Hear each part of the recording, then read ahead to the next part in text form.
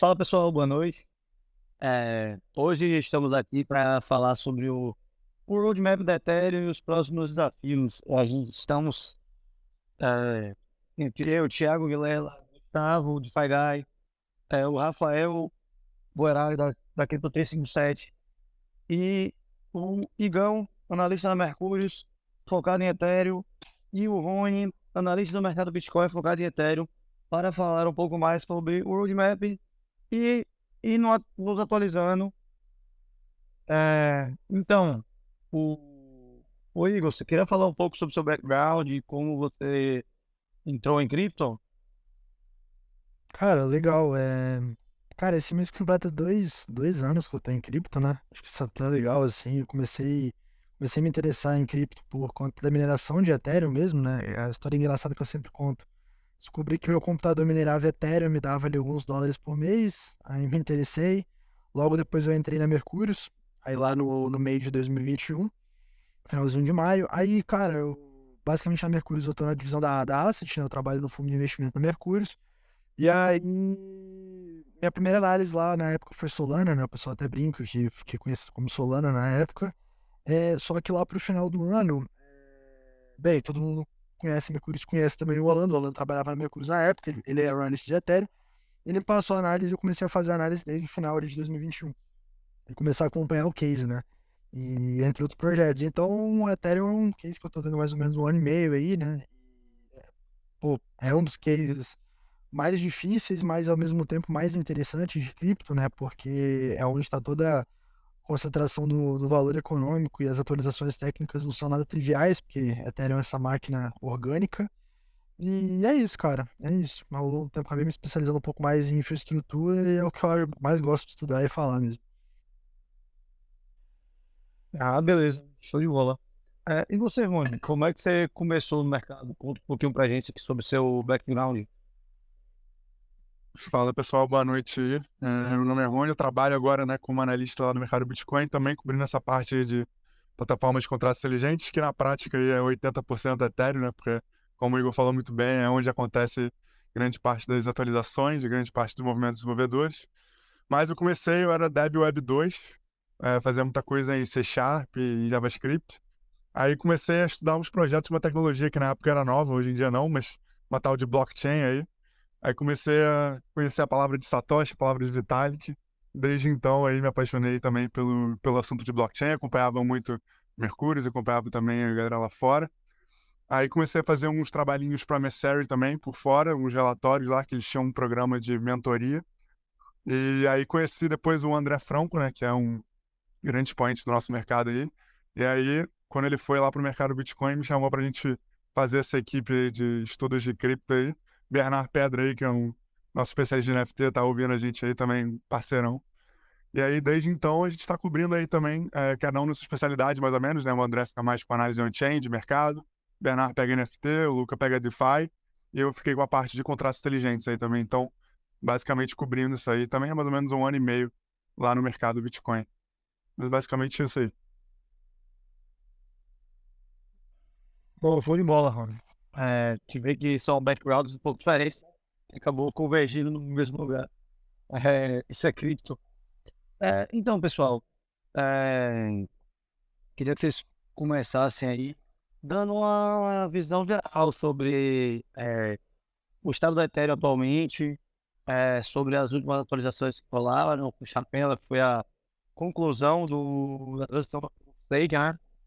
E aí comentar um pouco sobre o estado atual. E quem vocês quiser começar é o Igor, o Rony. É, Fica à vontade. lembrando, dando sempre ali um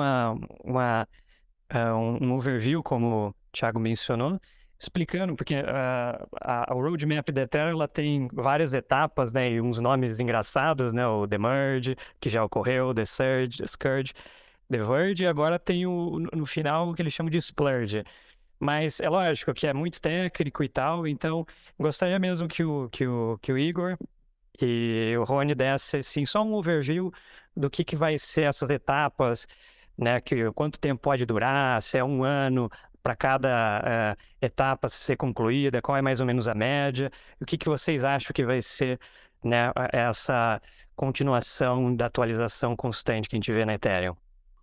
Boa, legal. Vou puxar aqui, depois o Igor tu me complementa. Cara, bom, a Ethereum, antes de começar, né, o roadmap em si, desde que ela foi criada, ela já tem toda essa ideia, né, de ser uma chain que tem muitas atualizações, né, que quer mudar muito. O principal expoente disso que a gente viu ano passado foi a própria mudança aí do Proof of Work para o Proof of Stake, né, que é o que a gente conhecia aí como The Merge, ou para os mais antigos aí, o Ethereum 2.0, né, que mudou de nome no final dos contos. E aí o próprio Vitalik, né, e os principais pesquisadores aí da Ethereum Foundation juntos montaram aí esse roadmap de atualizações daqui para o futuro, né? A gente já teve muita coisa historicamente aí também, né? Para quem for mais interessado aí procura o Constantinople Fork, o próprio London Fork, né, que introduziu essa ideia da queima. Mas vou tentar focar um pouquinho, talvez, daqui para frente, né?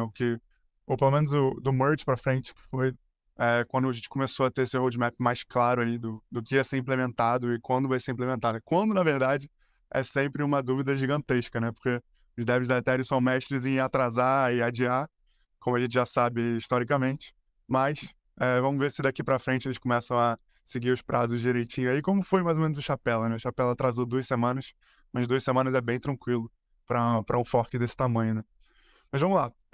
Começando pelo merge, lá, o merge aconteceu 15 de setembro do ano passado, né?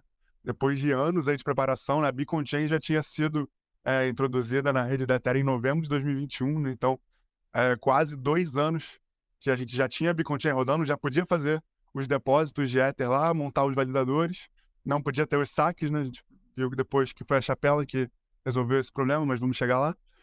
E então a Ethereum já estava se preparando aí para fazer essa transição, né, do Proof of Work para o Proof of Stake, né? Não vou entrar aqui também em discussões específicas, mas o Proof of Work inegavelmente é muito energy intensive, né? Todos os mineradores competem ao mesmo tempo para validar o bloco e só um dos mineradores que valida o bloco consegue efetivamente ter a recompensa, né? Mas você tem que manter os subsídios da rede muito altos para fazer com que seja vantajoso para você ter uma quantidade grande de mineradores, né? Uma quantidade grande de gente vendendo poder de processamento para proteger a tua rede no modelo Proof of Work, né? Então, os devs, aos poucos, foram percebendo que esse é um modelo bom que funciona, mas talvez exista um modelo melhor aí. E aí, justamente esse modelo melhor foi a ideia de usar o Proof of Stake, né? Então, a gente começou esse movimento lá com a Beacon Chain, como eu falei, em novembro de 2021. Começaram os depósitos, né? Começou a crescer a quantidade de Ether na Beacon Chain antes do Surge, do Chapela Fork, que a gente teve saque, a gente chegou a atingir 18,5 milhões de Ether, uma quantidade bem grande, aí, era cerca de 16% do supply na época. E, finalmente, aí, depois de adiar bastante a atualização, a gente teve o merge no dia 15 de setembro. Né? O merge, como eu falei, teve algumas motivações. Né? Primeiro, essa motivação de você gastar muito menos energia, né? Você mudar desse modelo competitivo do Proof of Work para um modelo mais colaborativo, que é o modelo do Proof of Stake, né? Ao invés de você ter todos os mineradores ao mesmo tempo tentando achar o bloco, você tem só um validador por rodada, né? Por slot, tentando propor o bloco da rede, né? Então, é um modelo muito menos energy intensive. Então, a energia gasta pela rede da Ethereum como um todo, né? Caiu mais de 99,9% depois do merge. Algo muito interessante aí, principalmente para quem tem essa mente mais orientada em ESG, né?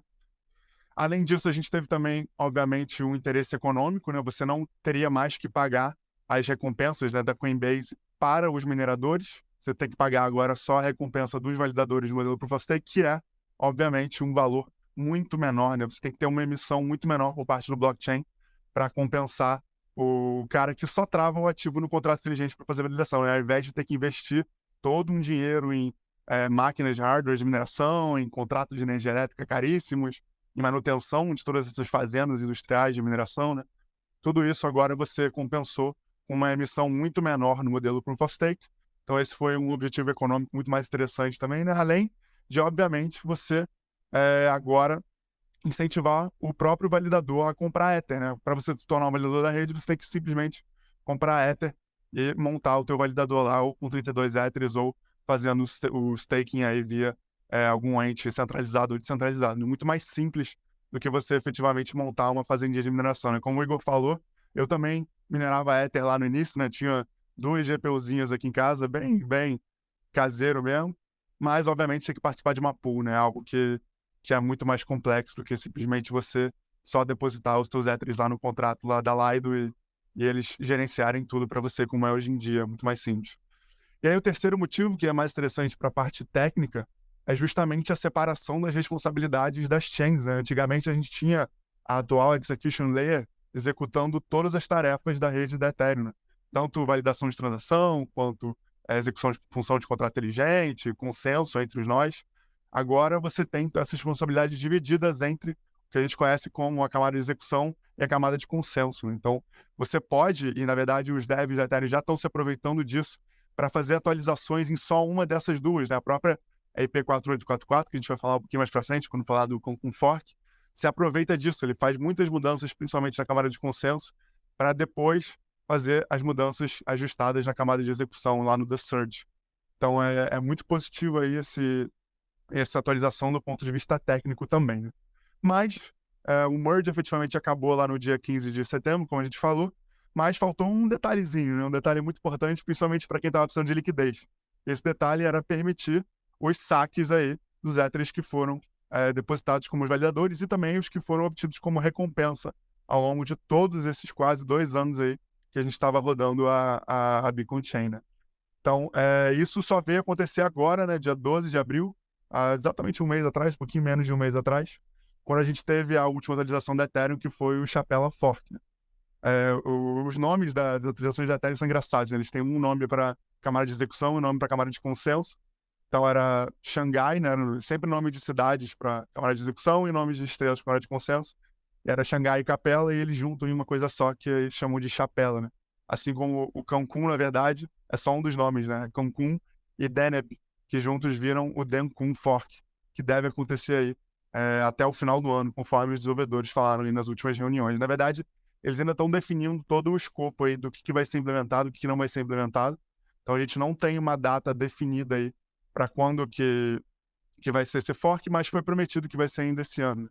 Então chutaria algo aí tipo outubro, novembro, dezembro, talvez, né? Dependendo da complexidade das IPs que entrarem e o que não entrarem. Depois quero ouvir aí a estimativa do Igor também.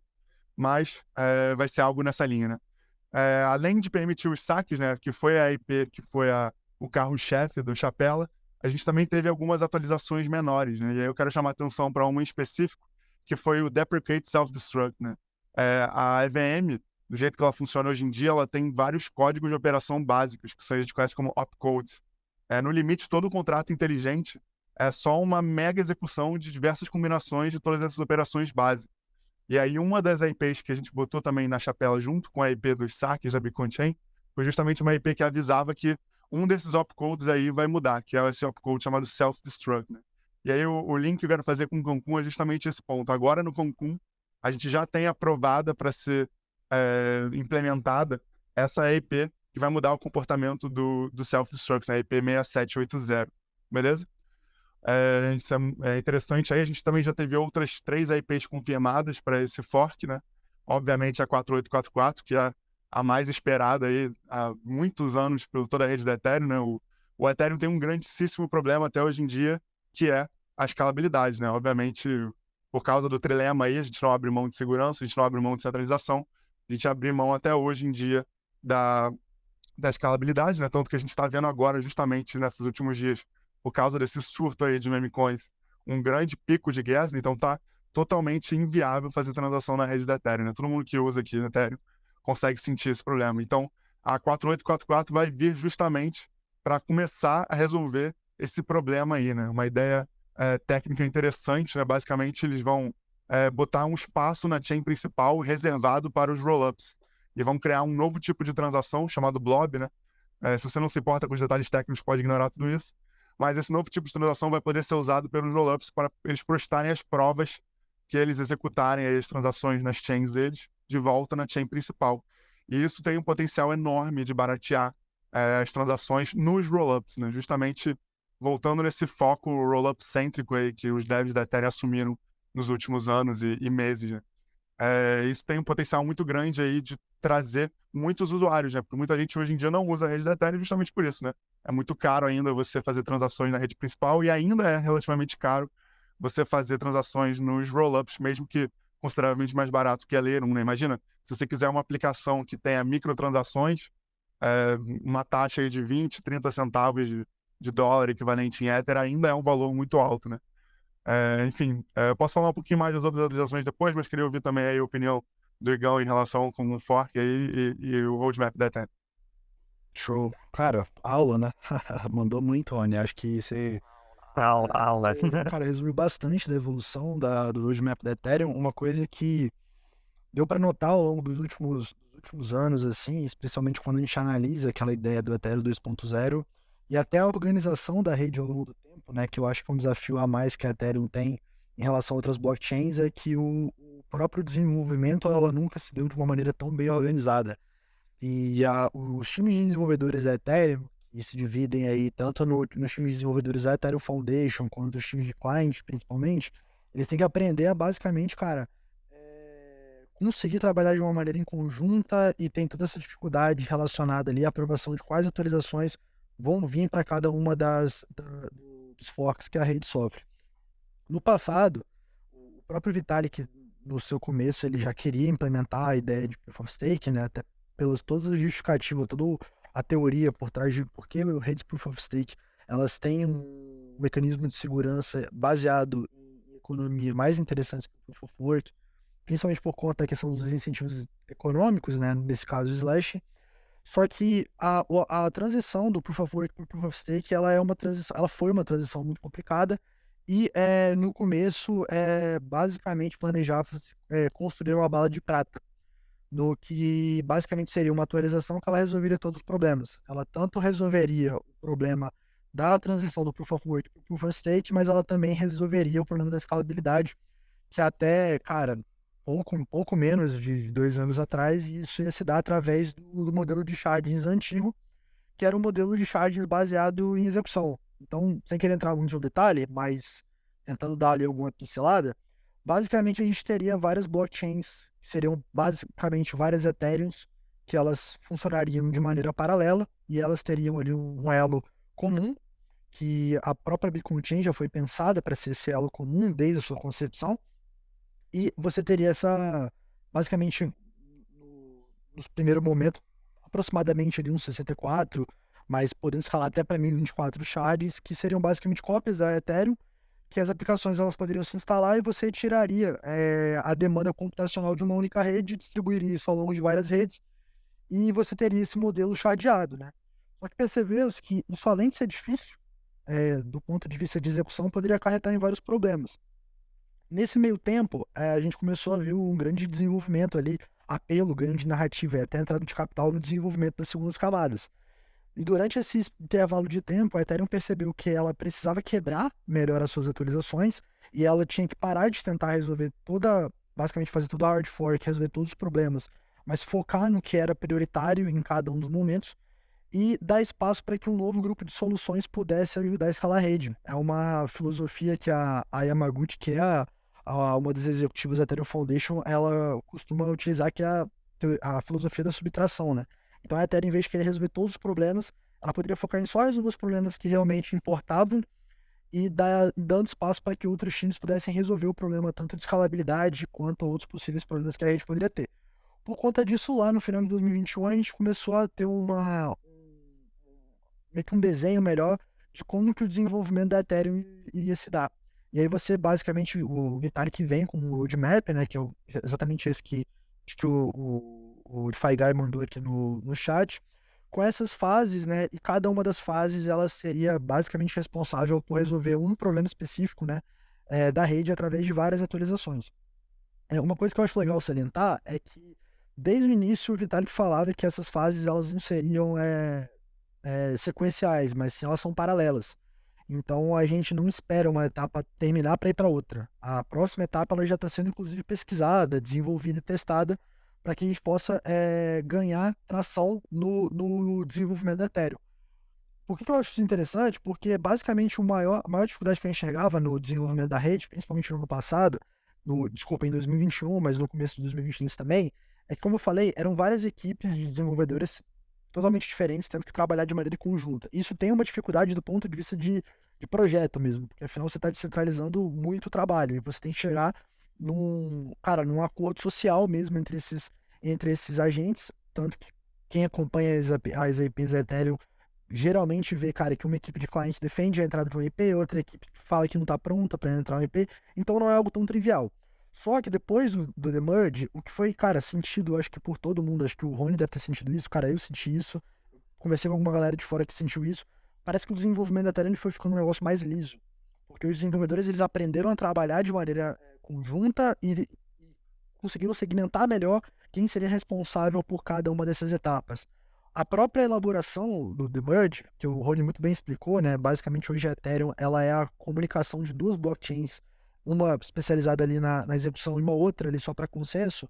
Isso permitiu que esse modelo mais modular, mas quero entrar aqui no outro assunto, mas esse modelo mais modular, ele fizesse com que as equipes de desenvolvedores elas pudessem trabalhar um pouco mais de flexibilidade e independência sem isso esbarrar em alguns problemas, tentando eliminar o número de dependências que poderia ter. Então, eventualmente, assim como a gente dá para ver aqui nos próximos meses com a IP 4844, os desenvolvedores eles podem focar nessa atualização principalmente na camada de consenso, sem às vezes terem que se preocupar com o que está acontecendo na camada de execução, o que era o grande problema do merge, né? Porque afinal de contas era sobre fazer com que essas duas camadas se comunicassem muito bem.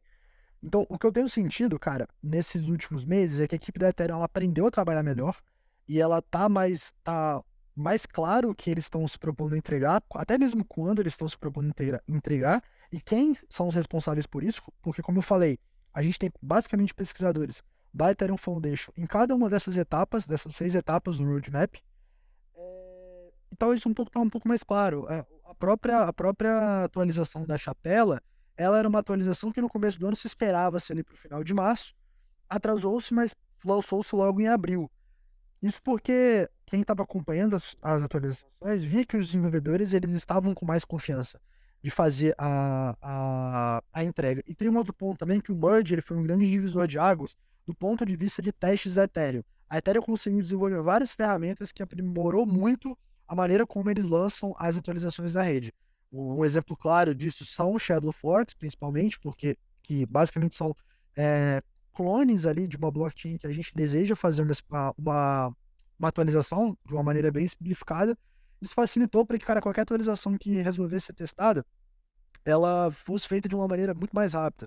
Então, cara, o que eu enxergo hoje, até respondendo a pergunta do Rony, cara, eu enxergo que a gente provavelmente vai ver ali uma IP 4844 sendo lançada. Assim, se eu tivesse que chutar ali uma data, tá, né? Não fazendo previsão, mas se eu tivesse que chutar, acho que eu chutaria algo em torno de agosto e setembro, pelo que eu venho visto como eu disse, a confiança dos desenvolvedores, mas porque também não é uma atualização que ela começou a ser desenvolvida ou, cara, melhor aplicada depois da chapela. Na verdade, os desenvolvedores que estão responsáveis pela IP 4844 já estão fazendo isso desde o final do ano passado. Então, cara, eu acho que nesse aspecto, a Ethereum como time, como projeto, eles evoluíram bastante.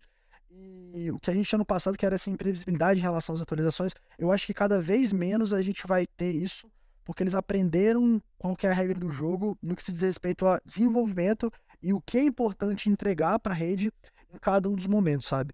Então, é basicamente isso. E, cara, acho que o Rony falou muito bem ali sobre a IP 4844, perdão.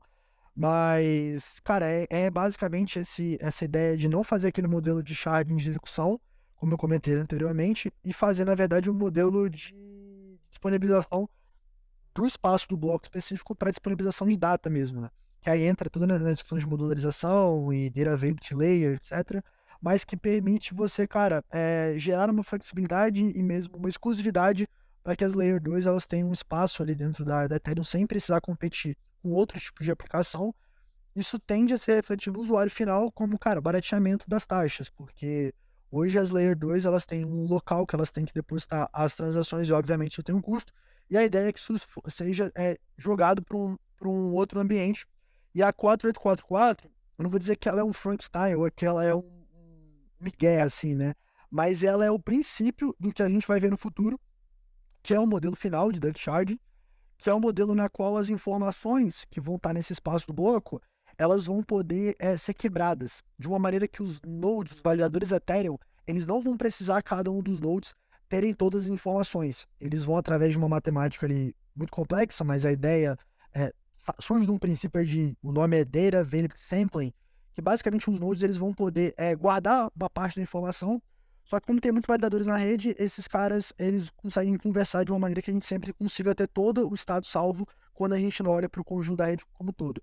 Isso é muito legal, porque isso é uma maneira muito inteligente da Ethereum conseguir diminuir a necessidade de você precisar de validadores mais robustos, então você preserva o aspecto da descentralização, ao mesmo tempo que você, cara, permite que a Ethereum tenha um espaço maior para você armazenar em informações, né?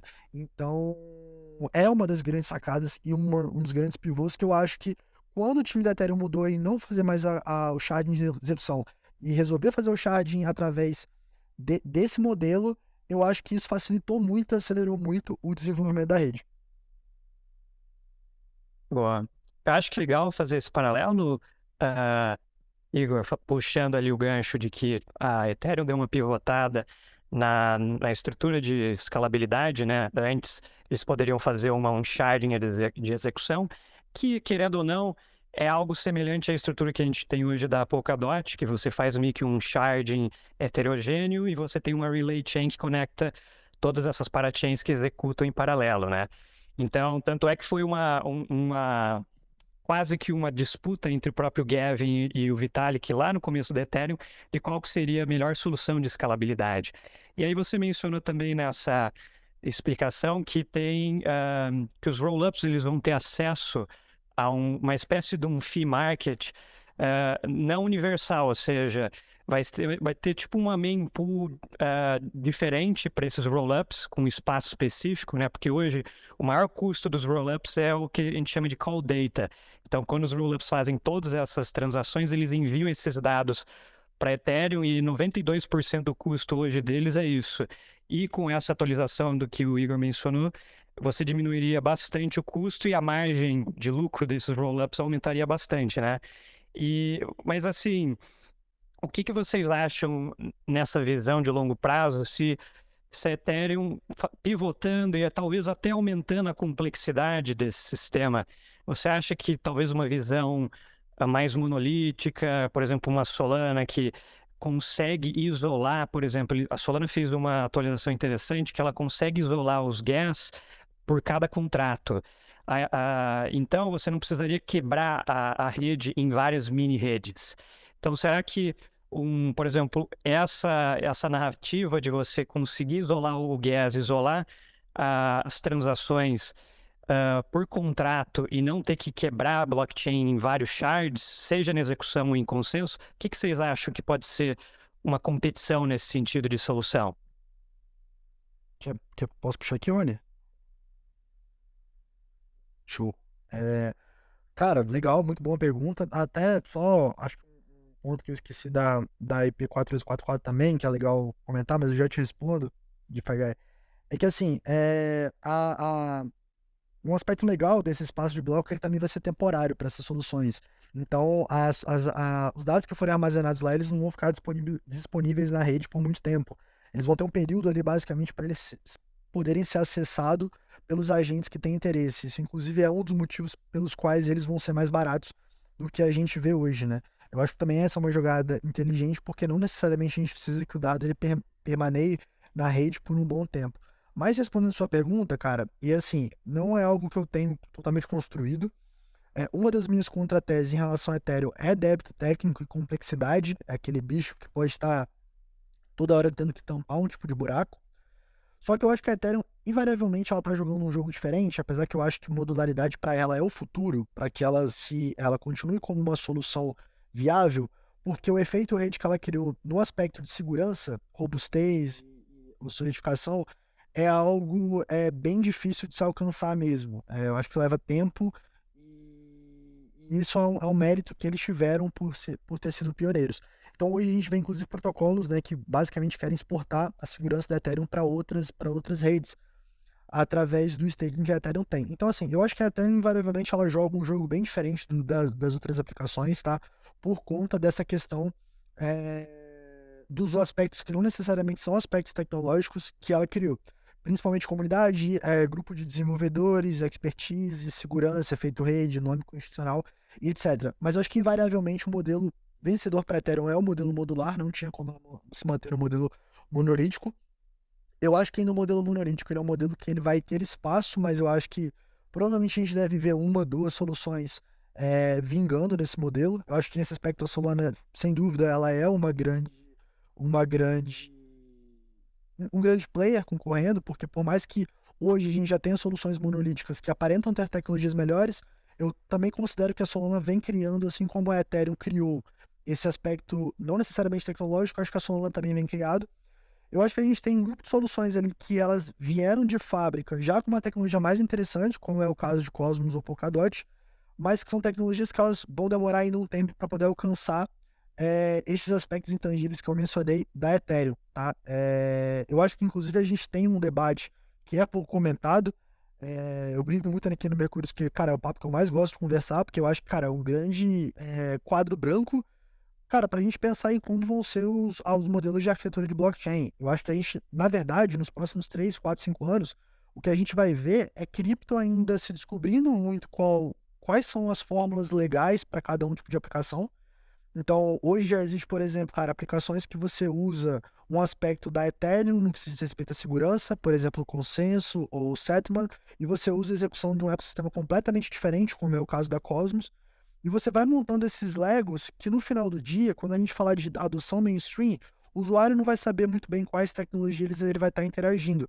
Só que o que eu acho é que nesse framework mais modular e mais Lego blockchain, a Ethereum invariavelmente ela vai estar lá como uma fornecedora de segurança.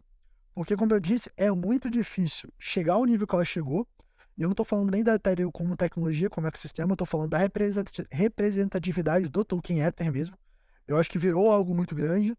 E a gente já está criando, né? A gente já está meio que antecipando a possibilidade de criar tecnologias intermediárias que vão exportar essa segurança da Ethereum para outros ecossistemas. E aí, nesse aspecto, eu acho que a Ethereum naturalmente vai concorrer para um jogo diferente e a gente vai ver, cara, grupos mesmo de plataformas de contrato inteligente, cada um concorrendo em seu nicho. Eu lembro que quando eu comecei a estudar esse assunto, lá em 2021, cara, a gente imaginava que ia ter 3 vencedores, né? Invariavelmente a gente falava da Ethereum, a gente falava de uma Solana por ela ser monolítica, mas eu acho que hoje a gente já tem espaço para outras soluções e sempre tinha um espaço para algum cara, como por exemplo a Polkadot e a Cosmos. Então, hoje é assim que eu enxergo o mercado e hoje é assim que eu acho que tanto a Ethereum como as principais soluções de infra do mercado vão caminhar. Cara, perfeito. Nem tem muito o que adicionar, o que eu posso falar só, eu também acredito bastante nessa visão mais modular, né? Essa versão monolítica, talvez até tenha espaço, sim, para alguma solução monolítica, mas é justamente esse caminho que eu estou vendo a Ethereum seguir, né? A própria separação das camadas de execução e consenso, como a gente falou um pouco mais cedo, é um passo em direção a isso, né? Modularidade. E se você for ver projetos de software modernos, né, todos fazem essa questão modular, né? Justamente separando todas as partes do código para ser muito mais fácil de ter manutenção, para ser muito mais fácil de ter algum update, alguma parte, caso necessário, né? Até em um paradigma de microserviços, né, no desenvolvimento de software normal, é justamente isso. É você separar cada serviço ou cada conjuntinho pequeno de funções que o seu programa tem que fazer, né? E você separar eles quase que numa caixa preta, interagindo entre si, obviamente, né? Na Ethereum eles fazem isso via Engine API, mas justamente com essa possibilidade de você poder ter manutenção e evolução de código compartimentado, né? Porque é muito mais fácil e muito mais rápido de ter evolução, né? Só um comentário também de uma coisa que o Igor tinha falado antes, que eu concordo muito, é essa quase profissionalização assim, das equipes de desenvolvimento da Ethereum. Isso realmente foi uma mudança de paradigma total aí, talvez até mesmo trazido pela Aya Miyaguchi lá, que é a CEO da Ethereum Foundation, e isso realmente ajuda muito no desenvolvimento, né? É isso, o Chapéu LaFoc atrasou 2 semanas, né? 2 semanas de atraso para um projeto de software dessa magnitude, que tem tantos bilhões de dólares aí, né, em TVL, tem uma comunidade tão grande assim. Não é nada, não é um atraso, né? É só um ajuste aí de tempo. Então eu vejo isso muito positivo, eu acho que cada vez a Ethereum nasceu monolítica, mas está cada vez mais se modularizando e eu acho isso muito positivo, né? E outro ponto também interessante que o Igor levantou, que eu quero frisar, é justamente essa questão do valor intangível que a comunidade da Ethereum tem, né? A Ethereum é blockchain com o maior número de desenvolvedores, né? O mundo EVM compatível é o maior mundo aí do segmento de contratos inteligentes. Então, isso é algo muito mais difícil de você se obter do que uma atualização técnica, né? Alguma coisa técnica um pouco mais avançada que faça algum tipo de otimização, né? Não é que a Ethereum também não tem otimizações, pelo contrário, tem bastante, né? A gente vê várias IPs mudando o opcode, várias IPs simplificando aí o jeito com que transações são feitas, barateando rollups, coisas do tipo, mas isso é um pouco mais secundário quando você bate de frente com esse efeito rede, com essa quantidade de desenvolvedores e gente, e equipes trabalhando em paralelo e se coordenando para desenvolver o blockchain, né? O próprio exemplo da Solana e da Sui e Aptos, por exemplo, são interessantes, né? São blockchains mais novos, né? Mais modernos, que têm tecnologias interessantíssimas, mas talvez não consigam bater de frente com o Ethereum, justamente porque o Ethereum já está talvez até 2 passos na frente deles, né? Pelo fato de ter um blockchain tão grande, uma comunidade tão grande, e de já ter uma porrada de aplicações fortalecendo muito essa questão do efeito rede, né? Mais de 600 aplicações e dApps deployados na Ethereum, né? É uma coisa muito absurda. E, enfim, acho que isso é muito positivo também e acredito muito nessa evolução modular aí da rede nos próximos anos. Pô, eu concordo bastante com tudo que vocês falaram aí. Quando vocês falaram da profissionalização dos processos de desenvolvimento da Ethereum, se eu lembro do London Fork, que eu acompanhava na época, que foi meio que, tipo, o processo até lá foi uma bagunça. Acho que eles não tinham um modelo de Shadow Fork, se eu não me engano, e tipo, atrasou bastante. A evolução, até o próprio Merge ir para Chapela, foi uma diferença muito gritante. Isso aí vem concordando aqui com o conceito de subtração e aí da Ethereum Foundation, e o que cria uma modularização de desenvolvimento também, já puxando para o Protodem Shard, que é a principal IP lá do Cancun Fork agora, né? Que aqui é a mais antecipada.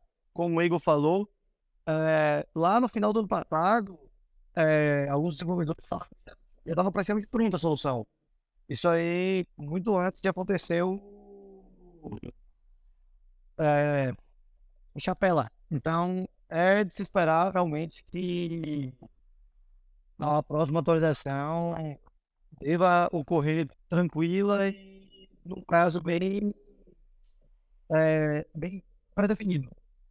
A gente queria mudar um pouco aqui, queria perguntar para vocês qual a opinião de vocês em uma mudança que foi feita, né, na roadmap, que foi publicada lá no ano passado, né? Esse primeiro tweet que eu vai repinou aqui, que foi a introdução do Discourse, onde a PBS, que é a Proposed Review the Separation, ela estava prevista antes para a fase final do ruling, né? Lá pro da Splurge. E aí, devido aos problemas com a censura por causa de blocos do Cash, as sanções, censura não, desculpa, as sanções da UFAC com quem usava o Tornado Cash e aos uso de relays para processar MV, e começou a censurar alguns blocos em termos que ia chegar a atrasar até 10 minutos, se eu não me engano, a sua a implementação do bloco na rede. E eu queria saber como é que vocês enxergam isso, essa mudança para acelerar a implementação de Proposed Review Separation. Vocês acham que isso aí será o benigno para eles? Será o que vai atrapalhar eles? Qual é a opinião de vocês sobre isso? Boa, legal, vou começar com essa aí. Cara, eu acho que isso era um problema que na DEFCON ficou bem claro. A comunidade da Ethereum como um todo estava muito preocupada nessa questão da censura, né? Só para quem não sabe, dá um passo atrás aí, a OFAC botou a sanção em todos os Ethers que passaram pelo Tornado Cash, né? Que era um dos principais mixers aí da rede da Ethereum, né? O mixer é quando você usa uma aplicação para esconder os traços das suas transações aí via blockchain, né? Que são obviamente transparentes. Quando você usa isso, você consegue de algum jeito ofuscar, né? Então era muito utilizado aí para fins malignos, né, digamos assim, para limpar ataque de hacker e exploits que a gente tinha em blockchain. E aí o que aconteceu foi que o Mavbush, né, implementou essas sanções, né, principalmente por ser um projeto americano, aí eles tinham que seguir essas sanções da OFAC, e a gente chegou até 80%, se não me engano, das transações sendo censuradas que passavam pelo Mavbush, né? Depois a própria comunidade se juntou e fez um esforço muito grande de criar esses relays agnósticos aí que você mencionou também, né? Ultrasound Relay e alguns outros também. E essa situação melhorou bastante. Se não me engano, na última vez que eu vi, estava em torno de 30%. e estava numa tendência de queda muito forte, né? Mas de modo geral, eu vejo esse adiantamento do PBS como positivo, né?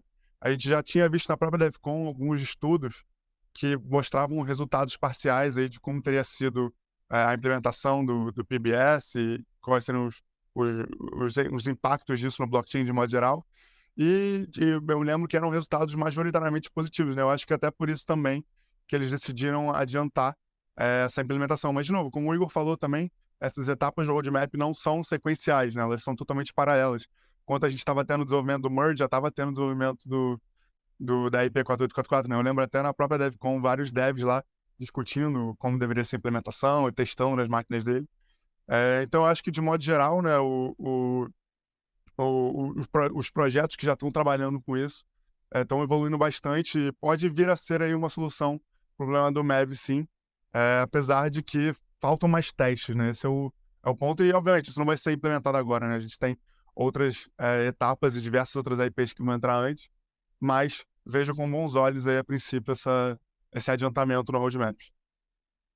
Cara, legal. É legal o Rony tá falando da questão da Devcon, porque a Devcon, ela realmente, pra quem teve a oportunidade de ir, ela foi um divisor de águas, assim.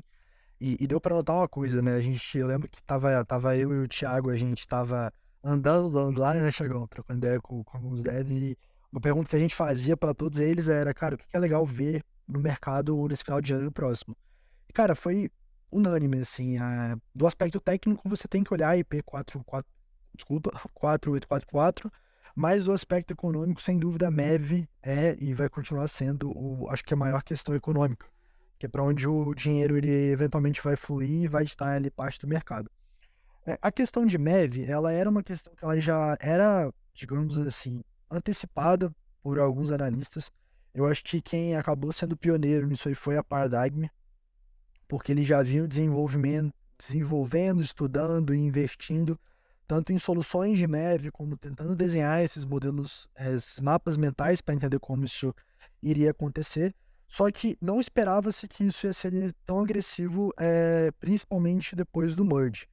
E, cara, assim como o Ori muito bem falou, a gente viu um número de transações sendo censuradas, muito por conta que o MEV Boost ele basicamente tinha a sua regra, né? E para o validador, economicamente, não tinha por que não utilizar um programa como o MEV Boost. Chegou logo após o merge, validadores que utilizavam o MEV Boost estavam chegando a fazer 2, 3 vezes a rentabilidade do que um validador sem o MEV Boost estava fazendo. Então, isso acaba mexendo com a economia do validador, né, que é o responsável por assegurar a rede. Então, ele era um problema que, logo após o merge, ali que percebeu-se o real impacto que aquilo poderia gerar e quanto que aquilo poderia ser benéfico, maléfico para a rede, inclusive poder expulsar usuários. Uma coisa que eu acho interessante do MEV, e aqui eu vou usar o que o próprio Vasily, um dos co-founders da Light Finance, falou, é que, cara, de uma escala de 0 a 10, 0 sendo ruim, 10 sendo bom, MEV é 5. MEV não é algo que a gente pode penalizar, porque ele também é responsável ali por, de certa forma, arbitrar e deixar o mercado um pouco mais eficiente. Só que, obviamente, ele tem um aspecto ético e um aspecto de prejudicar a vida, né, a experiência do usuário final. As ideias por trás de PBS, e aqui para quem tem um pouco mais de interesse, é um assunto inclusive bem interessante. Acho que um dos researchers responsáveis é o Barnabé. Eu esqueci o sobrenome dele, mas se colocar Barnabé, cara, a gente é de cripto, vai encontrar ele fácil. Ele tem um artigo explicando BBS logo linkado ali na descrição dele. Ele foi um dos caras que, inclusive, foi um dos primeiros a pensar em economia dos rollups, do sequencer, né? Então, ele é um dos cabeças que tá pensando nessa atualização e ele já vem pensando nisso há muito tempo. E como a gente comentou, o desenvolvimento da Ethereum ele é algo feito de maneira paralela. Então, é basicamente um grupo de desenvolvedores, às vezes liderado por uma figura, que é especializada naquele tipo de assunto. A única coisa que eu fico pensando, mas viajando até um pouco, é que a questão do PBS, ela realmente não pode ser implementada agora. Eu acho que eles, dentro das organizações, devem discutir bastante sobre isso também. Muito por conta da mudança que a gente já vai ver com a IP 4844, porque isso, querendo ou não, vai mudar a parte do bloco, e eu acho que a gente também precisa se acostumar a ver como que esse novo mercado que o Blob vai introduzir, como isso vai se comportar. Porque o que eu noto é que às vezes a gente pode pensar num mecanismo de PBS agora, mas depois que a IP 4844 for implementada, a gente vai ver um outro comportamento que talvez a gente não esteja nem prevendo. Eventualmente alguma coisa já obviamente já está sendo antecipada, mas assim como não se antecipava que o problema de MEV ia ficar tão grave pós-merge, eu acho que depois que essa atualização ela foi implementada no DEM com fork, a gente vai precisar talvez repensar um pouco mais como isso vai ser implementado. Só que eu acho interessante, eles, basicamente para quem não lembrava do roadmap da Ethereum, o PBS era algo que estava ali na última etapa do roadmap, que era o Displurge, se eu não me engano, e ele foi retirado e criado uma nova etapa, só pensando na questão do MEV e na questão da separação do Proposer e do Builder. Então, dessa maneira, eu acho que fica bem claro que numa linha lógica, depois dos problemas de escalabilidade, o problema de MEV ele tem que ser resolvido para a gente poder passar para os outros problemas, apesar dessas fases elas acontecerem de maneira paralela. E talvez se a gente tivesse que, cara, priorizar um tema agora que fosse PBS ou Vertical Trees, que já é algo que diz respeito à maneira como os dados funcionam na Ethereum, cara, MEV tem que ser resolvido logo. Assim como via-se no passado que se a gente não resolvesse o merge primeiro que a questão de escalabilidade, a gente poderia enfrentar alguns problemas. Então, eu enxergo dessa maneira. Hoje, além da Ethereum, cara, tem tanto os relayers, né? Acho que a Flashbots, ela faz um trabalho de pesquisa incrível, que inclusive está exportando conhecimento para outros ecossistemas, como é o caso da Solana. Só que a gente também tem as empresas de validação que estão gastando muito tempo entendendo MEV, né? Então você pega as maiores empresas de validação hoje no mundo, elas basicamente gastam muito tempo estudando MEV, porque MEV é uma parte importante de como eles vão aumentar a eficiência econômica, no caso a rentabilidade, né, dos seus operadores para assim conseguir atrair mais clientes. Então é esse jogo econômico de pesquisa, por isso que eu acho um campo tão interessante, porque fala de tecnologia justamente para resolver um problema econômico para os validadores, ou nesse caso aprimorar, né, tentar otimizar, e que eu acho que mesmo quando os mecanismos de PBS eles forem implementados, a gente vai ver variações no MEV. Inclusive hoje já discute-se, né, em MEV cross-chain, MEV entre Layer 2, enfim. Eu acho que, cara, de todos os assuntos de cripto, existem assuntos complicados, mas eu acho que não existe um assunto que é tão buraco de minhoca, né, toca do coelho, quanto o MEV, porque a gente está falando não só de algo tecnicamente muito difícil, mas a gente está falando algo que economicamente tem literalmente PHDs muito bons. Inclusive o Tauren Chitarra da Gauntlet, cara, o cara já fez vários papers sobre MEV, se debatendo bastante no assunto. Então eu acho que, cara, a gente vai lidar com esse problema ao longo dos próximos 2 anos ainda, tentando entender como que a gente vai criar mecanismos e estruturas que elas sejam tecnicamente eficientes, mas que elas gerem os incentivos econômicos corretos também para os validadores. Perfeito, Rony. Concordo com muito com o que vocês falaram ali. Eu acho que a colocação que eu mais identifico você falou do vacilo, que o MV não é nem bom nem ruim. E ele é uma característica inerente à blockchain, né? Então, no mesmo momento que prejudica em certos pontos, que explora algumas vulnerabilidades, acaba tornando o mercado mais eficiente. Eu acho que vai demorar um pouco ainda para, como você falou aí, o pessoal vai fritar muito neurônio para conseguir resolver, entre aspas, né? Porque o que não é necessariamente um problema não tem como ser resolvido. Mas tá aparecendo novidades, como você falou, aí de MV Crossfit. O podcast do Bacon saiu interessante na segunda-feira. Foi com o Justin Drake, mais um researcher da Ethereum Foundation, falando de queima de MV. Que já é, tipo, já é outra parada que envolve MV e que tenta, como é que fala? Democratizar um pouco mais é, o seu lucro, digamos assim. Ó, e, então, pessoal, vou mudar um pouquinho aqui, que a gente já tá 50 minutos de live. Eu queria perguntar para o Rony, pro Igão, pro Rafa também, o que é que vocês acham? O que vocês estão mais interessados, na real? Que o Rafa também é um grande entusiasta do pessoal da Ethereum. O que é que vocês estão mais interessados agora nas próximas atualizações? Após a foco. Imagino que todo mundo olhando agora.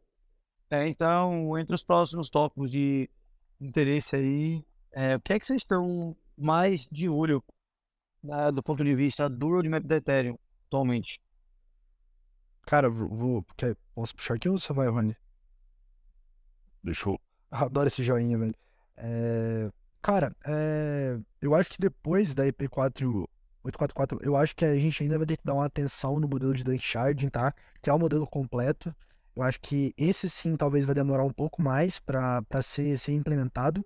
Assim como eu falei no começo, a 4844 ela é mais uma solução, não diria temporária, né? Mas uma solução paliativa para o problema de escalabilidade que a gente vê agora.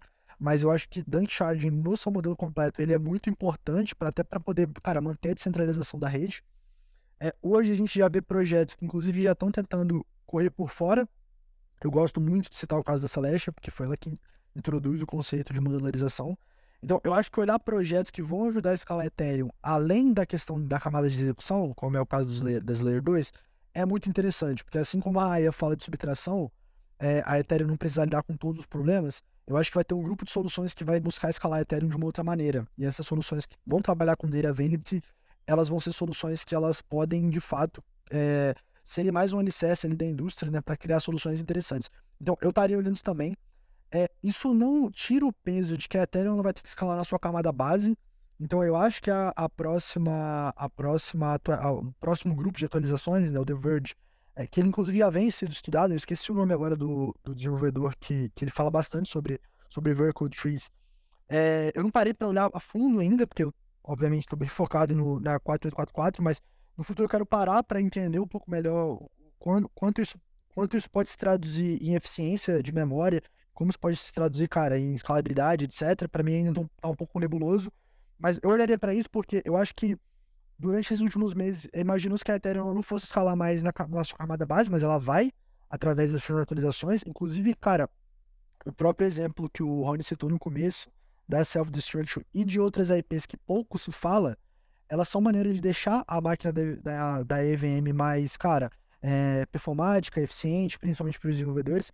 Então, eu acho que são atualizações que elas também são importantes se olhar, mas eu também estaria olhando para esses projetos que vão ajudar a escalar a Ethereum de uma outra maneira. Estaria olhando projetos que, cara, podem aumentar a flexibilidade e versatilidade da Ethereum, como é o caso de Hanging Layer, com o setor de restaking. Eu estaria olhando muito, cara, para DVT, que é uma tecnologia que provavelmente vai ser adotada por todos os validadores da Ethereum no longo prazo, porque DVT é uma maneira de você, inclusive, aumentar a segurança da Ethereum através de redundância na validação. E, cara, eu acompanho o fórum dali do Finance e eu converso com o validador e os dois estão estudando e se matando para implementar DVT logo, porque sabe o quanto isso vai ser importante. Então, eu acho que tem essas atualizações, esse grupo de atualizações que não necessariamente vão estar no core da Ethereum, tá? Porque eu acho que depois da 4844 a gente vai tirar um peso muito grande da rede, mas que elas vão ser importantes para ditar como que o desenvolvimento da rede vai se dar nos próximos anos, tá? Eu acho que é legal a gente ter aquele. E então, pessoal, eu vou mudar um pouquinho aqui, que a gente já tá 50 minutos live. Eu queria perguntar para o Rony, pro Igão, pro Rafa também, o que é que vocês acham? O que vocês estão mais interessados, na real? Que o Rafa também é um grande entusiasta do ecossistema da Ethereum. O que é que vocês estão mais interessados agora nas próximas atualizações? Após a foco. Imagino que todo mundo olhando agora. Então, entre os próximos tópicos de interesse aí, o que é que vocês estão mais de olho, né, do ponto de vista do roadmap da Ethereum atualmente? Cara, posso puxar aqui ou você vai, Rony? Deixa eu. Adoro esse joinha, velho. Cara, eu acho que depois da EP4 844, eu acho que a gente ainda vai ter que dar uma atenção no modelo de Danksharding, tá? Que é o modelo completo. Eu acho que esse sim talvez vai demorar um pouco mais para ser implementado. Assim como eu falei no começo, a 4844 ela é mais uma solução, não diria temporária, né? Mas uma solução paliativa para o problema de escalabilidade que a gente vê agora. Mas eu acho que Danksharding no seu modelo completo ele é muito importante para até para poder, cara, manter a descentralização da rede. Hoje a gente já vê projetos que inclusive já estão tentando correr por fora. Eu gosto muito de citar o caso da Celestia, porque foi ela que introduz o conceito de modularização. Então, eu acho que olhar projetos que vão ajudar a escalar Ethereum, além da questão da camada de execução, como é o caso das Layer 2, é muito interessante, porque assim como a Aya fala de subtração, a Ethereum não precisa lidar com todos os problemas, eu acho que vai ter um grupo de soluções que vai buscar escalar a Ethereum de uma outra maneira. E essas soluções que vão trabalhar com Data Availability, elas vão ser soluções que elas podem, de fato, serem mais um alicerce ali da indústria, né, para criar soluções interessantes. Então, eu estaria olhando isso também. Isso não tira o peso de que a Ethereum não vai ter que escalar na sua camada base. Então, eu acho que o próximo grupo de atualizações, né, o The Verge, que ele inclusive já vem sendo estudado, eu esqueci o nome agora do desenvolvedor que ele fala bastante sobre Vertical Trees.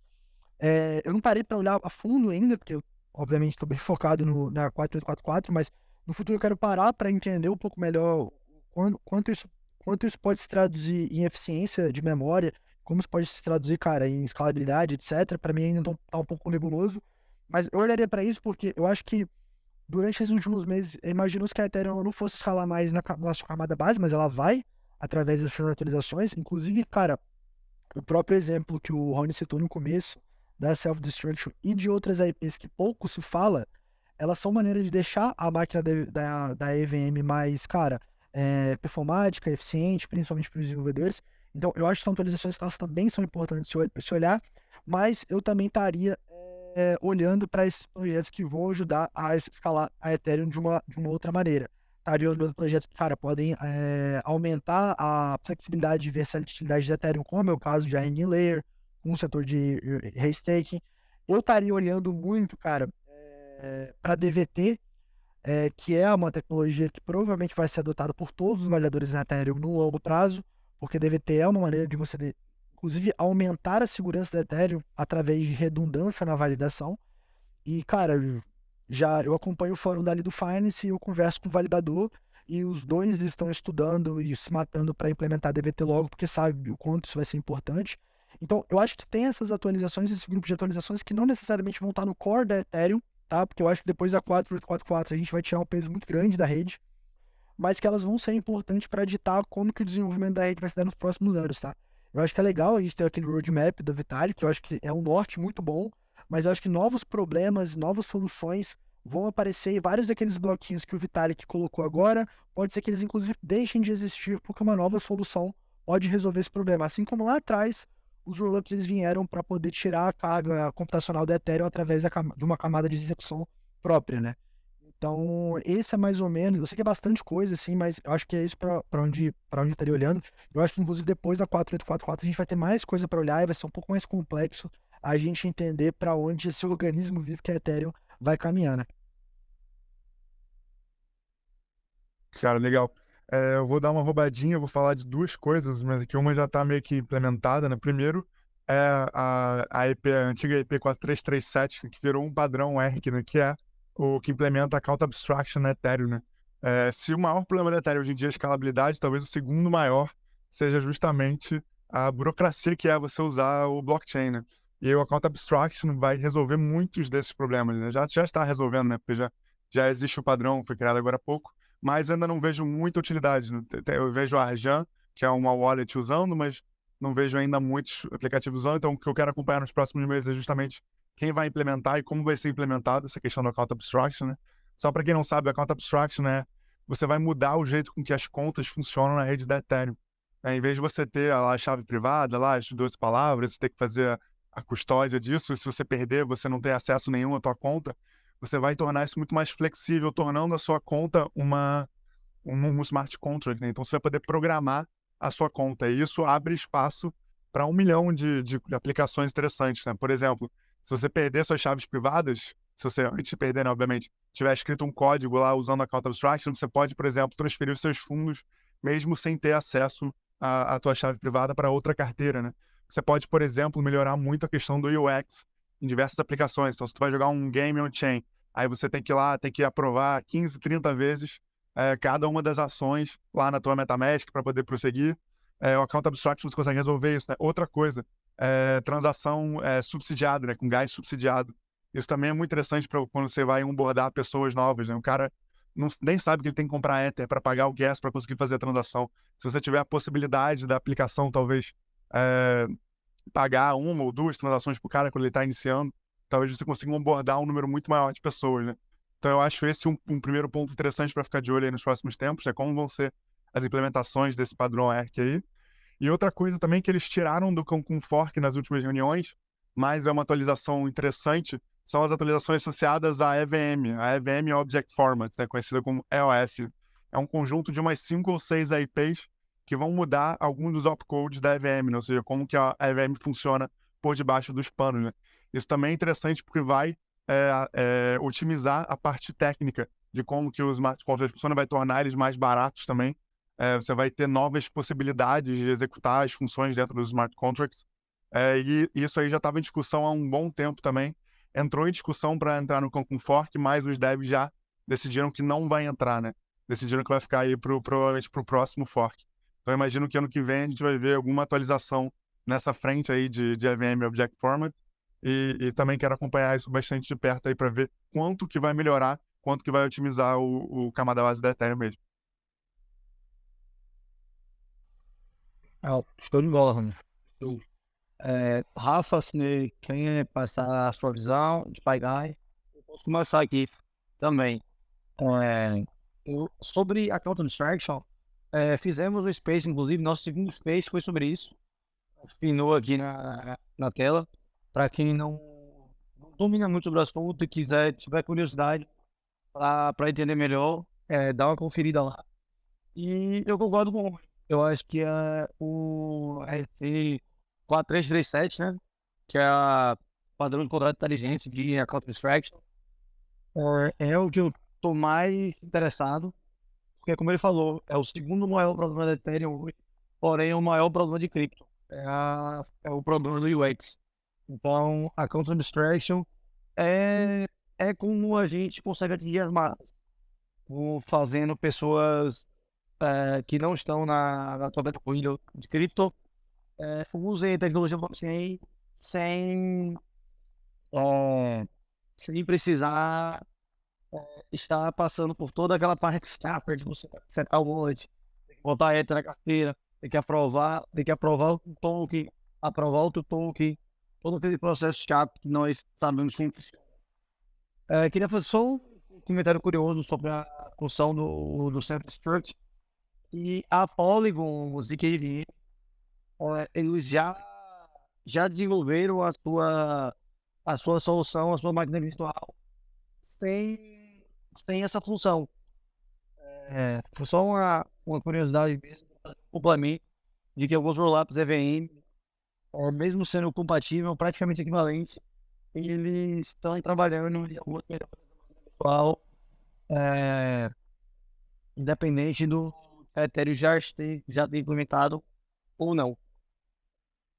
E daí eu queria passar para o DeFi e o Rafa para falar o que eles estão mais interessados no desenvolvimento da Ethereum no futuro. Eu acho que como vocês mencionaram uma explicação um pouco mais detalhada, no fundo, a demanda que existe hoje no mercado de você ter escalabilidade, né, as partes mais técnicas e de como vai ser feito utilizando um sharding ou monolítico ou não, eu acho que a disputa no final ela vai ser sempre por desenvolvedores, por brains, né? Então, o que realmente vai demandar é a parte de execução. Então, quando você faz uma atualização como essa, que vai ser mais focada nos rollups, para criar uma data structure, que é, no caso, uma transação blob, já é algo que está se aproximando mais na execução, ou seja, mais ao usuário final e às soluções de mercado, de fato. Agora, a disputa de qual vai ser, vamos dizer, o lado do consenso. A Ethereum ela quer fazer essa maneira, né, de que priorizar a descentralização com, por exemplo, rodar um node com uma especificação muito baixa, mas eventualmente pode ter um trade-off de escalabilidade e de execução. Você vê um modelo como a da Solana, que ela prioriza ter uma rede muito mais rápida e já barata, por essência, no Layer 1, e eventualmente já tem até soluções de roll-ups na Solana como Eclipse, né? Então, Na minha visão, é uma guerra de narrativa, né? Cada um tem o seu roadmap de como criar a melhor data availability, o melhor settlement. Alguns querem priorizar, como a Solana, uma escalabilidade já no Layer 1 grande, com uma infraestrutura de hardware maior. A Ethereum, que como o próprio Vitalik fala, o sonho de rodar um node num celular, mas eventualmente pode ter um trade-off né, de escalabilidade. Então, eu acho que assim, as soluções que estão mais focadas na execução, como a gente já está vendo a Cancun, para mim é o que eu fico mais, né, com a maior atenção, porque no final é uma disputa por liquidez. O usuário final ele não se importa a infraestrutura por trás, né? E as empresas tendem aí uma solução mais monolítica, né? A gente viu recentemente a notícia que o JP Morgan e várias empresas tradicionais de finanças, eles querem criar uma blockchain private public com uma estrutura monolítica e não utilizando EVM, né? Porque eles veem que mesmo a gente conversando aqui sobre estrutura de dados, como é a melhor forma de descentralizar o consenso, no final a execução é importante. E a EVM ela tem um problema que ela não faz transações paralelas. É isso que acho que é uma narrativa que está crescendo. Teve até um space hoje da Polygon, onde a Polygon Maiden, que é uma outra solução de ZK, mencionando que eles querem ter uma máquina virtual que faça transações paralelas. A Solana já tem isso, a Polkadot ela já faz com os seus shards heterogêneos. Então, eu acho que assim, como o Thiago mencionou e como o Rony e o Igor, tem a parte a tecnicalidade é grande, né? Mas quando você vai para o usuário final e para as empresas, eles querem a coisa mais sólida e mais fácil para desenvolver, né? O onboard mais fácil de desenvolvimento. E acho que ainda não é uma guerra vencida, na minha opinião.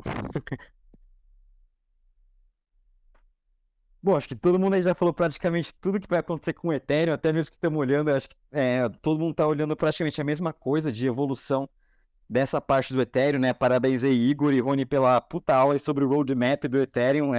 Eu não olhava tanto pro Ethereum até pós o merge.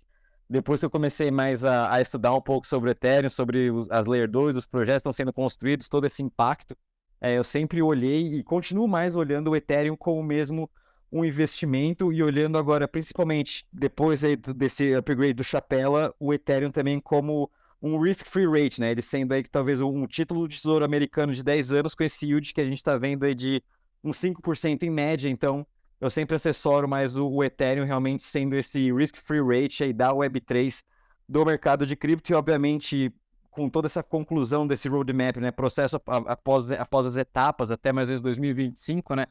Vai roadmap, então bastante bullish aí em relação a tudo isso. E também até, pessoal, para quem não conhece muito sobre MEV, né, que foi um dos tópicos aí do assunto de hoje, tem um canal da Blockworks, que é o Bell Curve, e desde o mês passado eles estão fazendo essa temporada agora somente sobre MEV, junto com o Hasu, que é o CEO do próprio Flashbots, e eles falam em MEV no Ethereum, MEV em Solana, MEV em Cosmos, enfim, diferentes soluções, diferentes problemas que dependendo da chain eles estão tentando solucionar. Então é bem legal também para quem tiver a fim de aprender sobre esse assunto, que até hoje ainda estou quebrando a cabeça para entender todos esses assuntos desse negócio de MEV, que ainda não parei muito para estudar a fundo, né? Mas eu acho que é muito disso, né? Acho que agora as Layer 2 ainda vão continuar nessas suas brigas, a gente ainda está vendo o ZK EVM muito forte, até que parou um pouquinho dessa narrativa depois do lançamento da Polygon, mas a gente sabe, tem a Starknet, tem também aí a Consensus, todas elas lançando as suas ZK EVMs, tem novas Layer 2 entrando no mercado, então essa guerra vai continuar para tentar trazer a maior escalabilidade para o Ethereum. E realmente essa questão de account abstraction vai ser um game changer para realmente a gente, quem sabe, aí, trazer uma adoção em massa. E não sei também para quem aí é um pouquinho fora do mundo de Ethereum, que agora eu tô voltando aí agora para as Outlayer 1, voltando para ver todo o desenvolvimento. E mês passado, a Near lançou o Blockchain OS, né, que é o boss deles. E eles trouxeram também uma solução muito legal dessa parte de account abstraction. A Near sempre teve essa parte de account abstraction, que a gente pode também já criar o nosso o Near service também, então eles facilitaram muito essa entrada e vale a pena vocês testarem para ver como que funciona esse Account Abstraction até fora do Ethereum. É só entrar lá no site near.org, a gente também consegue fazer o nosso cadastro com um e-mail, tem toda a solução, se a gente quer ou não ter a nossa própria chave privada, ou senão eles tomam conta disso, e foi uma solução muito legal que a Near criou. Até queria ver com vocês, Igor e Rony, como que vocês veem a Near, né, que ela já vem implementando até esse Proto-Bank Charging, ele já veio meio que essa solução aí que o Ethereum continua trabalhando, né? Vocês analisam um pouco de Near, vocês vê isso talvez também sendo um game changer para eles, né? Ou realmente faltou, a Near talvez esteja mais atrasada, né? Que a gente não vê muita ação nela, nem usuários. Vocês veem uma chance, talvez, da Near chegar próxima aí do Ethereum? Quem vai aí? Posso começar? Demorou, depois eu volto. Eu tenho um pouco conhecimento de caso da Near. Agora, uma parada que eu acho que eles estão inovando realmente com a execução, na verdade, porque eles implementaram o sharding, se eu não me engano, o modelo da... Eu posso estar errado aqui, mas se eu não me engano, o modelo da Near usava 64 shards, que era parecido com o da Ethereum 2.0 no roadmap original. É um shard dinâmico, né? Que vai mudando dependendo da demanda. Sim, verdade, isso. Eu acho que o problema com a Near é que ela chegou um pouco atrasada no cenário atual das corridas de Red Roth. Então, o grande problema que eles têm é a falta de efeito rede, né? E é uma coisa que eu e o Igor acabamos conversando, é que nem sempre a melhor tecnologia vem. Então, pode ser que eles tenham um tech stack maravilhoso, que eu não conheço. Porém, a falta de adoção e de usuários transformados no Ethereum, com a Solana, com a Cosmos, é algo que é uma grande barreira para mim. Cara, Sim, eu concordo. Não, desculpa. quer falar? Não, é que eu vejo que acho que tá dando um... a Near tem essa solução de sharding dinâmico, mas eu acho que ela não está operando ainda da maneira, né, o full scale deles. Quem tentou fazer isso foi a Harmony, né? A Harmony ela queria um sistema de sharding, mas ela não conseguia criar o dinamismo, então ficava só um shard, e então acabava virando uma blockchain monolítica, e quando tinha bastante demanda de transação, ela não modificava, não tinha nada de diferencial. O caso da Near, ela quer fazer isso diferente. Só que a Near, ela observou que o efeito de rede EVM e criou uma solução né, a solução deles de EVM, que teve uma adoção, eles fizeram alguns DeFis lá, teve um Move to Earn que explodiu por um tempo, mas eles não têm uma clareza, eles não sabem se eles querem ficar no EVM ou na versão nativa deles, né? Eu represento uma parachain na Polkadot que ela observa isso mesmo, ela tem um pallet EVM para chamar os desenvolvedores de Solidity, mas ao mesmo tempo ela desenvolve o WebAssembly, porque ela vê a longo prazo, como o próprio Gavin, que EVM tem um problema de infraestrutura estrutural de fato, que não pode fazer transações paralelas, e quando você tem esses concurrent users, uma demanda de vários usuários, milhares ou milhões de usuários querendo que a sua transação seja efetuada, não consegue escalar, então, nesse layer de execução. Aí já não vai nem a questão do consenso que a gente está comentando aqui, se a gente vai ter 400 mil validadores e tal. O ponto é se a sua transação vai ser rápida e se o swap vai ser rápido, né? Então, acho que a Near, ela tem um conceito legal, mas, como o Thiago mencionou, não teve uma adoção. Só que se a gente observar, a adoção on-chain em cripto ela é muito pequena ainda, né? Cripto tem milhões de usuários, mas boa parcela deles estão em soluções centralizadas, Binance, Coinbase, fazendo coisas que não são on-chain. Os usuários on-chain são criptonativos, são pessoas que têm que baixar MetaMask, as palavras-chave ali, né, fazer 5 passos para transferir um token, para fazer um swap. Então, quando a gente fala de adoção, a gente talvez não tenha essa adoção ainda, né? Tem um podcast do Good Game Podcast, que é o cara do Alliance DAO, que ele fala, olha, cripto não teve um killer DApp ainda, e pode acontecer que uma blockchain monolítica ache um killer DApp e pronto, você vai ter milhões de usuários, coisa que a gente nunca teve em nenhum DApp, né? Então eu acho que quando a gente fala de network effect, eu tendo a achar que não é ainda algo que determina uma blockchain, né? Eu ainda acho que tem um espaço para outras soluções pegarem um market share aí, né? Cara, concordo bastante com o que o Hugo falou, assim, eu acho que a gente tá no início ainda e falar que uma solução, ela, assim, de certa forma já morreu ainda é muito complicado.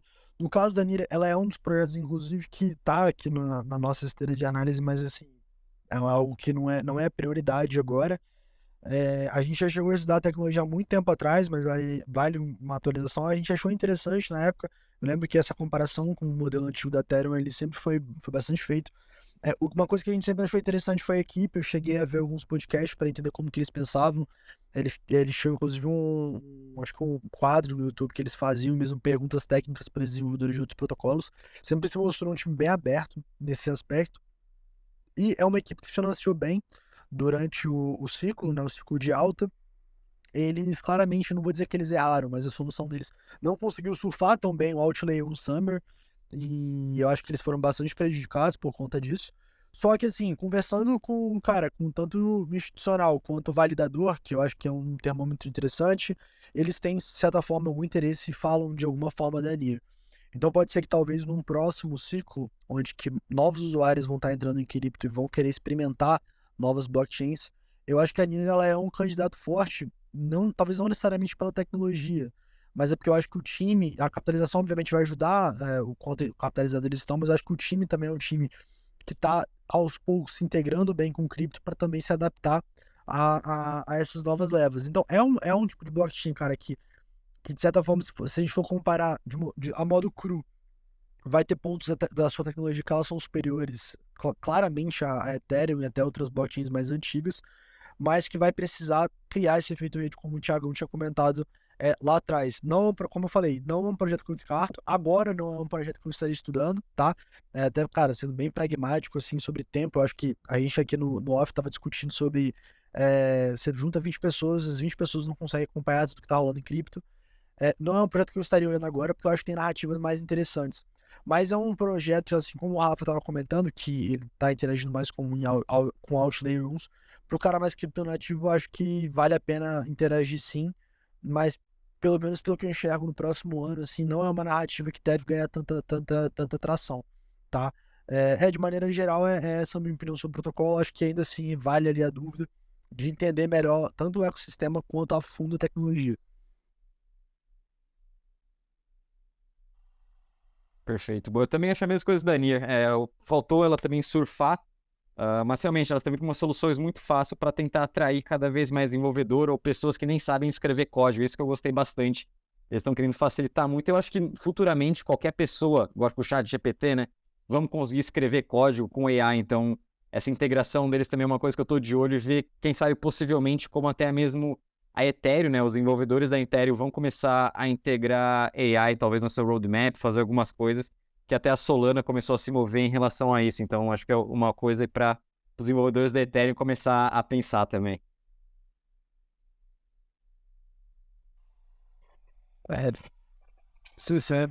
Eu concordo bastante com o que o Chico falou que legal aí.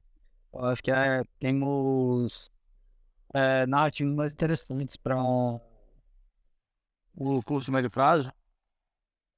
E puxando aqui já para o final, né? Já tem 1h15 que a gente tá aqui. Eu queria pedir a vocês para cada um compartilhar um alfa. Não precisa ser necessariamente um projeto cripto, sonhando, pode ser um setor, pode ser uma narrativa, pode ser um alfa que não tem nada a ver com cripto. Algo que vocês acham que pode impactar positivamente quem está participando aqui do Space. Então, você pode começar, Rony? Posso sim. Tá me ouvindo aí? Eu não sei se deu algum bug aqui. Sim, tá bom. Ah, beleza. Não, tá Cara, uma tranquilo. coisa que eu tô vendo bastante que a gente tá vendo lá no MB é as stacks, né, que é de infraestrutura aí pro Bitcoin, né? Principalmente por causa desses movimentos aí das últimas semanas. A gente tá observando de perto aí a evolução. Eles vão lançar uma versão nova aí, André. Eu acho que é algo que vai de olho aí, principalmente fora do ecossistema da Ethereum, né? A rede de comunidade, com certeza a comunidade Bitcoiner é a maior do mundo. E, e essa narrativa aí de você começar a encontrar gente, talvez, no Bitcoin, dependendo.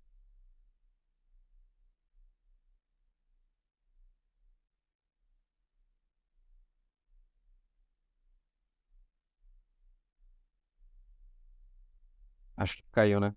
Tá dando pra escutar? Acho que o Rony caiu. Não, acho que o Rony caiu. Deu um lag aqui. O Rony caiu. Então, Então dá uma continuação aí do qual é o seu alfa. Só para terminar ali com o Rony também, que vai ter o Bitcoin Conference daqui 2 dias, então provavelmente vamos ver bastante coisa vindo do tanto desenvolvimento de mineração de Bitcoin e até mesmo, quem sabe, aí sobre o Ordinals BRC20, BRC21, apesar que os Bitcoin Maxi estão meio putos sobre isso, né? Mas assim, é interessante ver toda essa questão, acho, de evolução também do Lightning. Teve entrevista do Michael Saylor essa semana, comentando como que a MicroStrategy está implementando o Lightning na empresa e até dando benefícios para seus clientes e até mesmo os próprios colaboradores. Então, acho que vai ser bem legal ver todo esse desenvolvimento. o Rony O bug caiu aqui, galera. Foi mal. Tá dando Não agora. sei até onde vocês ouviram, mas tá falando das stacks também, né? Justamente por causa dessa narrativa de NFTs e token e contratos inteligentes na rede do Bitcoin. Tá me ouvindo agora, né? Sim, sim. Uhum. Bom, sei lá, não sei onde eu parei, onde eu tava falando, mas é uma coisa que a gente tá estudando bastante lá no MB, que a gente acredita que pode ter um hypezinho bom nessas próximas semanas, é o que a gente tava falando antes. É muito difícil você montar uma comunidade forte, ter um número grande de desenvolvedores e, obviamente, o Bitcoin é a maior comunidade de cripto ainda hoje em dia, e também tem uma porrada de desenvolvedores, apesar de eles terem essa mentalidade mais estática, assim. Acho que é interessante observar como vai evoluir os stacks aí nas próximas semanas e como vai evoluir esse movimento aí de NFTs no Bitcoin.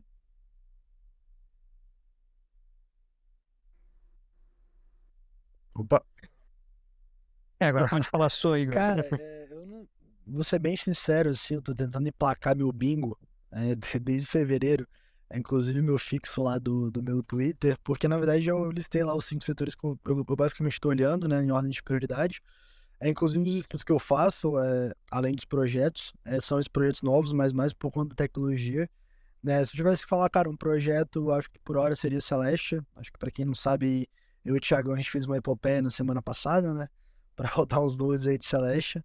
Eu acho a tecnologia bem, bem interessante. Eu acho que eles estão bem posicionados e vão resolver um problema, claro, como eu falei, é um problema de escalabilidade da Ethereum que pode ser solucionado com outro tipo de projeto, né? Hoje só eles para Layer 2.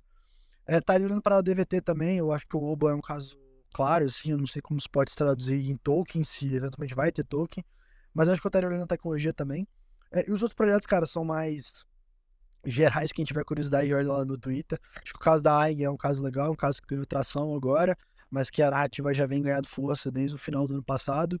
E, cara, hoje a minha maior curiosidade mesmo é parar para estudar um pouco melhor o ecossistema da Cosmos, da Polkadot, porque eu acho que tem muita oportunidade lá que por hora eu não tive tempo de acompanhar, mas que eu tô querendo, então, enfim, eu acho que é isso, eu acho que tem bastante coisa para olhar mesmo, e não é só porque você não tá olhando para uma coisa que acabou o mundo, eu acho que esse que é o legal de conversa como essa, às vezes você se especializa em um tema, olha um tipo de projeto, troca ideia com outras pessoas, porque provavelmente nos próximos meses aí a gente vai ver narrativas completamente diferentes correndo de maneira paralela, né? Então é isso. Eu sigo bastante essa linha.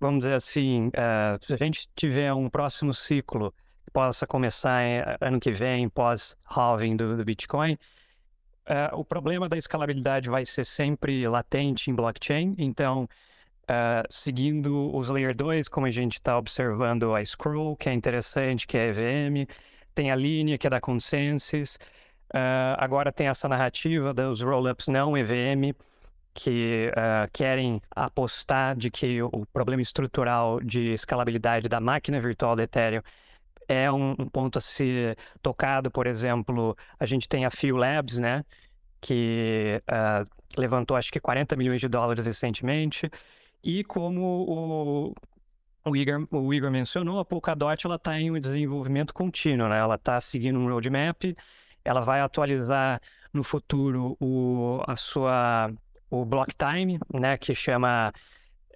eles vão diminuir o tempo dos blocos, que hoje são em torno de 12 segundos e vai para 5. Então, as parachains vão ficar mais competitivas com algumas Outlayer Ones. Então, uma Aster, uma Moonbeam, uma Kala vão ficar mais competitivas. E também tem essa nova narrativa que está acontecendo ali na comunidade de Ethereum, que é descentralizar os sequenciadores, que eu já mencionei em alguns spaces anteriores, que é o caso da Astria e Espresso, né?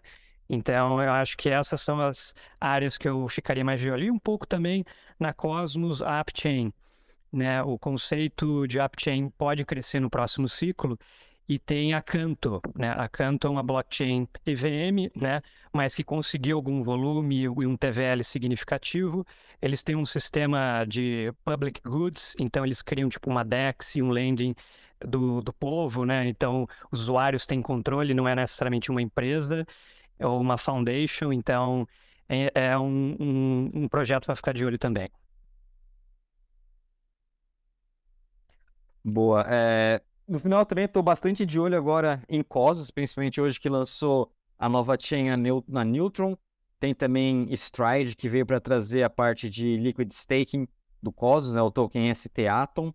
E principalmente agora com o Acceler, que fez toda a integração junto com o Arbitrum, então trazendo a liquidez também do Sommelier Finance, que é como se fosse um asset management, para quem também gosta bastante de DeFi e não tem tempo de talvez aí ficar fazendo muitas operações, está querendo um yield um pouco mais estável, vale a pena também, é sommelier.finance, agora também vão estar na rede da Arbitrum, então os gas fees vão estar bem mais baratos, são estratégias já feitas, eles têm uma estratégia muito boa de staked ETH, que eles fazem um bundle, né, junto aí com SBETH, que é da Coinbase, junto com RETH e também o STETH da Lido, então agora vão estar direto no Arbitrum, e acho que vai começar a ter uma boa liquidez entre Cosmos e também as Layer 2, né, e juntamente com isso da Acceler, eles conseguem se conectar com todas as outras chains que são EVMs, então acho que o futuro aí vai ser bem promissor para o Cosmos e toda essa questão de AppChain thesis, né.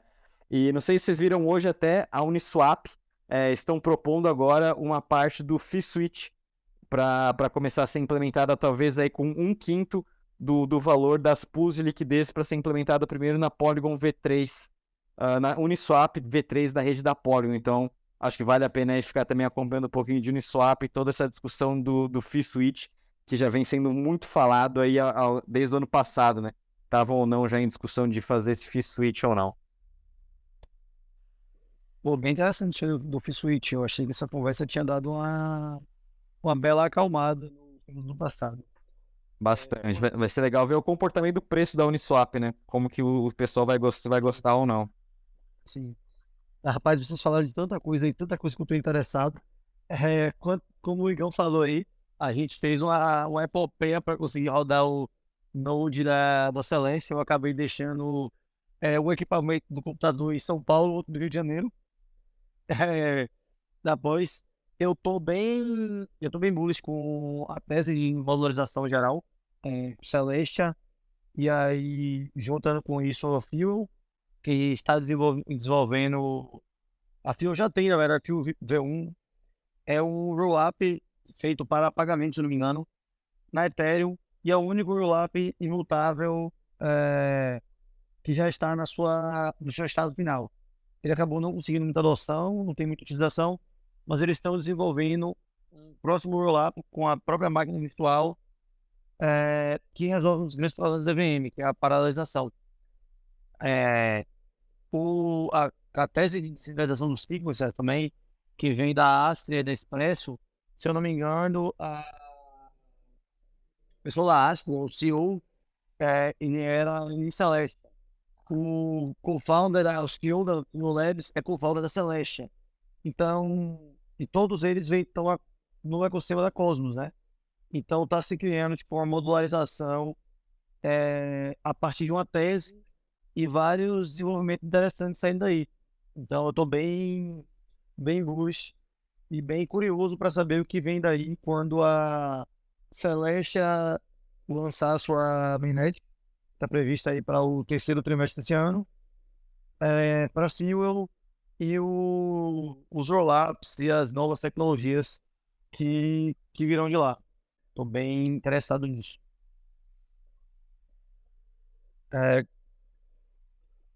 Pessoal, então é isso. Queria agradecer aí ao Igão, o Rony, deram uma aula sobre Ethereum pra gente.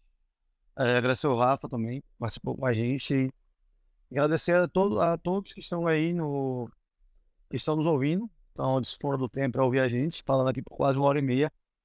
E é isso, pessoal. Queria agradecer a todos, dar uma boa noite. Aguardamos vocês semana que vem. DeFi Guy, quer puxar mais alguma coisa? Não, agradecer a todo mundo aí por escutar quase como você falou, 1h30, um assunto técnico, mas que a gente conseguiu reter bastante gente. Então, muito obrigado aí pela presença do Igor, do Rony, do Rafa. O Bernardo saiu ali, mas também pela presença dele.